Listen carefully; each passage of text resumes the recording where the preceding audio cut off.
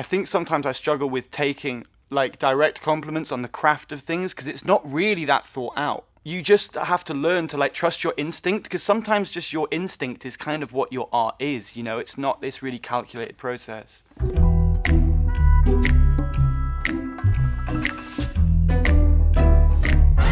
It's harder to be really sincere because you have to be really human and you have to be really soppy and a bit of a sigh and you have to be a bit soft, do you know what I mean? And it's easier to be ironic in the face of those situations. It's easier to like take the piss out of it or like be really sardonic. It's just something that I really noticed and I kind of wanted to denounce.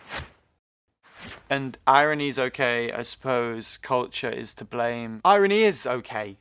Like, it's fine. It's a tried and tested way of not really dealing with stuff. It's harder to be really sincere. It's harder to be soft and vulnerable in the face of, you know, earnestness. Like, it's serious shit. You try and mask your pain in the most postmodern way. Well, I suppose the tropes of postmodernism in pop culture are irony, self-reference, self-awareness within the form. So like a character that knows it's a character in a movie. My whole thing is that I know I'm within a song. I'm a writer within a context that exists outside and within these kind of things. Those acknowledgements within art are very postmodern ideas. You lack substance when you say something like, oh, what a shame. It's just a self-referential way that stops you having to be human.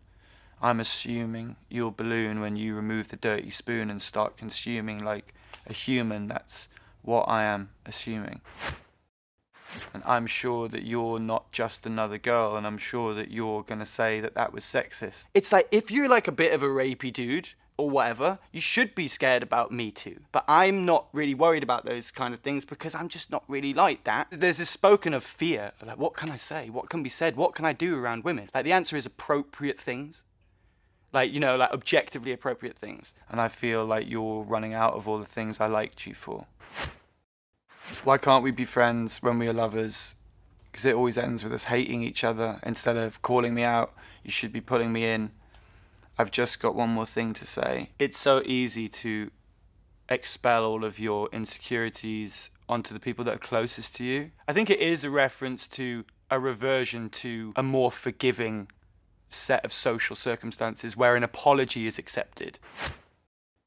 And why would you believe you could control how you're perceived when at your best you're intermediately versed in your own feelings? Like social media breeds us to be incredibly insecure beings. My self-esteem isn't really wrapped up in social media because my relationship with social media is kind of like, this is what I do. Whereas for a lot of people, and like young people especially, it's like, this is who I am. Like, that's fucking brutal. Keep on putting off conceiving. It's only you that you're deceiving. Oh, don't have a child. Don't cramp your style. I'll leave it.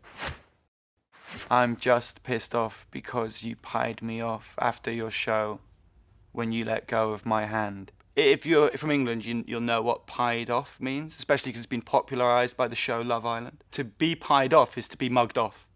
Oh, you don't know what that means? If some like girl is just like, I don't know, you go in for the kiss or whatever, like, nah, that's in that culture is getting pied off in front of some sket who wanted bit on your...